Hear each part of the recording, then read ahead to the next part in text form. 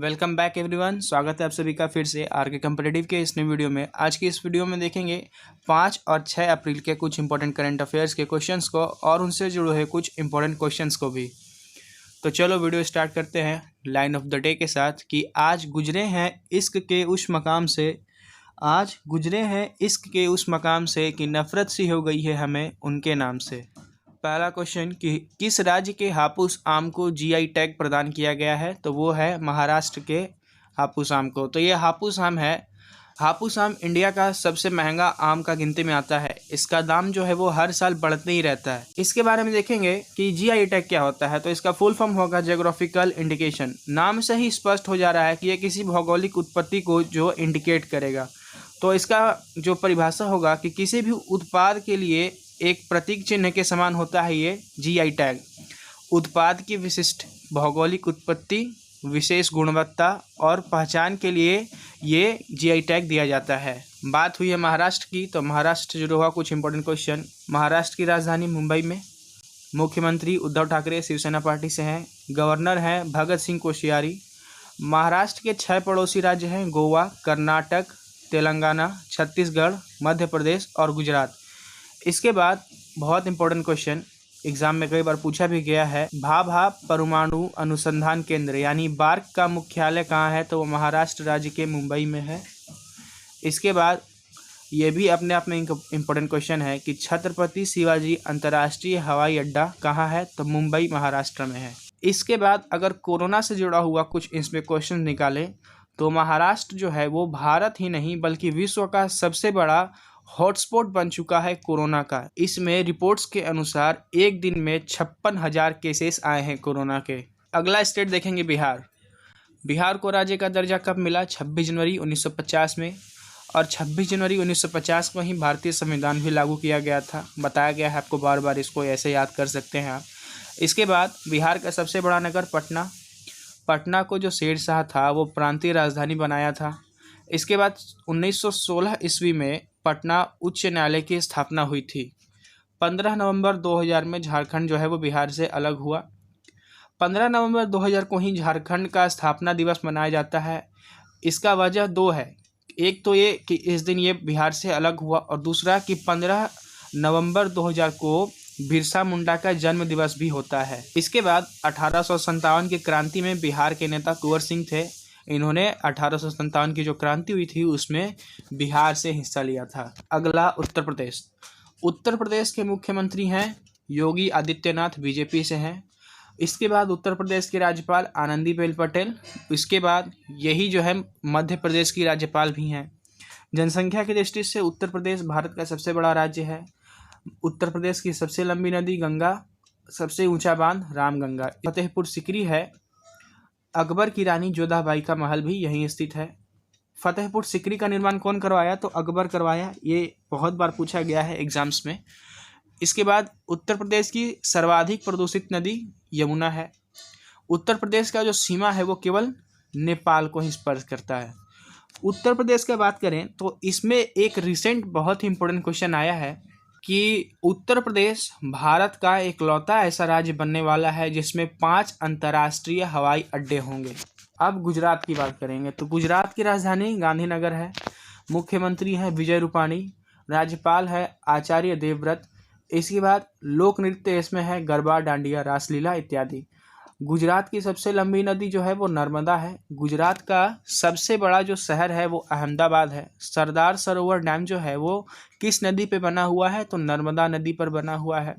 भारत का diamond city जो है वो किसको कहा जाता है? तो वो कहा जाता है गुजरात के सूरत को। इसके बाद भारत का बोस्टन भी अहमदाबाद को ही और भारत का मैनचेस्टर भी अहमदाबाद को ही। अगला क्वेश्चन कि अंतर्राष्ट्रीय खदान जागरूकता दिवस किस दिन मनाया जाता है? तो वो मनाया जाता है 4 अप्रैल को। तो ये अंतर्राष्ट्रीय खदान जागरूकता दिवस क्या है और क्यों मनाया जाता है? तो ये मनाया जाता है 4 अप्रैल को, जैसा आपको बताया गया। क्यों मनाया जाता है? तो ये बारूदी सुरंगों के बीच जो होता है वो जागरूकता फैलाने के लिए तथा उनके उन्मूलन की दिशा में आगे बढ़ने के लिए इसे मनाया जाता है। तो ये बारूदी सुरंगें क्या है? तो आपको पता होगा कि धरती के नीचे जब सुरंगों का निर्माण किया जाता है तो उन्हें बनाने के लिए बारूदों का प्रयोग किया जाता है। इसके अलावा अंतर्राष्ट्रीय खदान जागरूकता दिवस यानी कि international day of mine awareness, इसके दो मतलब ही निकलते हैं कि लैंड माइंस, इनसे भी जो खतरा है उसको देखते हुए भी इस दिवस को मनाया जाता है। बात करें इंटरनेशनल डे की तो 1 अप्रैल को आरबीआई की स्थापना मनाया गया, उड़ीसा राज्य की स्थापना 1 अप्रैल को और छत्तीसगढ़ की स्थापना 1 नवंबर को। अगला क्वेश्चन कि राष्ट्रीय समुद्री दिवस कब मनाया गया, तो वो मनाया जाता है 5 अप्रैल को। इसी से जुड़ा हुआ एक बहुत ही कन्फ्यूजन वाला क्वेश्चन आता है कि अंतर्राष्ट्रीय समुद्री दिवस कब मनाया जाता है। तो यहाँ पे एक याद करने वाला चीज़ है कि अगर नेशनल बोला जाए तो वो 5 अप्रैल को मनाया जाता है, और अगर इंटरनेशनल बोले तो वो हर एक साल के सितंबर महीने के आखिरी बृहस्पतिवार को मनाया जाता है, अंतर्राष्ट्रीय वाला। तो भारतीय समुद्री नाविकों और नौसैनिकों को उनके योगदान के धन्यवाद देने के लिए ये दिवस मनाया जाता है। अगला क्वेश्चन, हाल ही में किस कंपनी ने अपने स्मार्टफोन कारोबार को बंद कर दिया है, तो वो बंद किया है एलजी ने। क्यों बंद किया है, तो ये कंपनी पिछले 5 साल से घाटे में चल रही थी। इसका एक मॉडल नंबर आप सभी को याद होगा, अगर हो तो इस कंपनी एलजी ने M2 करके एक नया स्मार्टफोन लाया था। इससे पहले वाली सीरीज़ भी आ चुकी थी M सीरीज़ करके।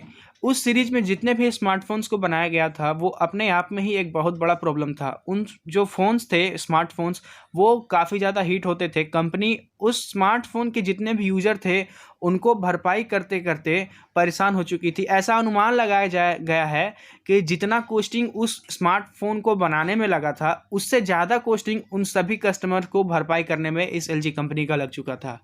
हाल ही में किस देश ने सबसे तेज सड़क निर्माण का विश्व रिकॉर्ड बनाया है, तो वो बनाया है अपने भारत ने। भारत का जो सड़क है वो निर्माण के दृष्टि में गिनीज बुक में नाम लिखवा चुका है। मतलब क्या हुआ कि भारत एक दिन में 25 किलोमीटर रोड बनाकर वर्ल्ड ऑफ गिनीज बुक में अपना नाम लिखवा चुका है। अगर सड़क की बात करें तो आपको पता होगा, आपको बताया भी जा चुका है कि विश्व का सबसे सुरक्षित सड़क जो है वो नॉर्वे का है और सबसे खतरनाक सड़क जो है वो साउथ अफ्रीका का है।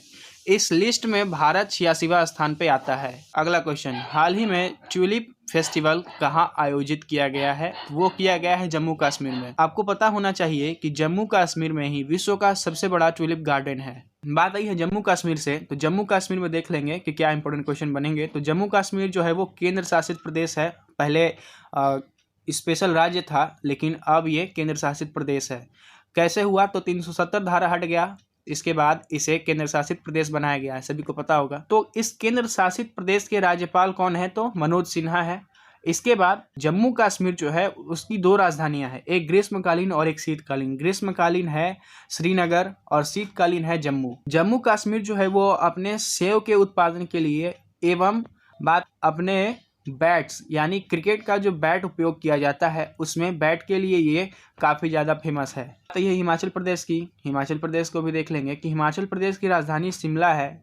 मुख्यमंत्री इसके जयराम ठाकुर हैं और गवर्नर इसके बंडारू दत्तात्रेय हैं।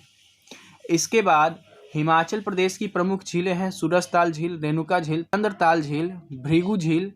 इसके बाद प्रमुख दर्रे रोहतांग दर्रा, सिप किला दर्रा और बाड़ा लाचा दर्रा। अगला और बहुत इंपॉर्टेंट क्वेश्चन कि हाल ही में भारत की सबसे बड़ी हीरे की खदान कहाँ मिली है, तो वो मिला है मध्य प्रदेश में।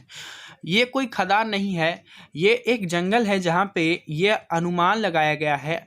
रिसर्च के हिसाब से ये बताया जा रहा है कि यहाँ पर मध्य प्रदेश नहीं बल्कि भारत का सबसे बड़ा हीरे का खदान मौजूद हो सकता है। अगर हीरों की बात करें तो भारत में सबसे बड़ा हीरा जो निकला वो गोलकुंडा यानी राजस्थान के गोलकुंडा के खदान से निकला, जो कोहिनूर के नाम से विख्यात है। बात आई है मध्य प्रदेश की, तो मध्य प्रदेश से भी कुछ इंपॉर्टेंट क्वेश्चन देखते हैं उनको कि मध्य प्रदेश के मुख्यमंत्री शिवराज सिंह चौहान बीजेपी से हैं। इसके बाद मध्य प्रदेश के गवर्नर आनंदीबेन पटेल, अभी ऊपर बताया गया आपको कि ये यूपी की भी गवर्नर है। इसके बाद मध्य प्रदेश की राजधानी भोपाल है। भारत का जो मध्य प्रदेश है इससे होकर कर्क रेखा गुजरता है। इसके अलावा मध्य प्रदेश ही नहीं, भारत के कुल 8 ऐसे राज्य हैं जहाँ से ये कर्क रेखा होकर गुजरती है। ट्रिक्स बताया गया था आपको, मित्र पर गमछा झाड़। इसके बाद किस राज्य को टाइगर स्टेट के नाम से जाना जाता है, मध्य प्रदेश। मध्य प्रदेश जो है यहाँ पर सांची का स्तूप स्थित है। तो बस आज की वीडियो में इतना ही। फिर आपसे मिलेंगे कल की न्यू वीडियो के साथ। तब तक के लिए वीडियो को लाइक कीजिए, शेयर कीजिए, चैनल को सब्सक्राइब कीजिए और बेल नोटिफिकेशन का जो आइकन है उसे दबा के प्रेस कर लीजिएगा ताकि आने वाली वीडियोस का नोटिफिकेशन आपको सबसे पहले मिल जाए।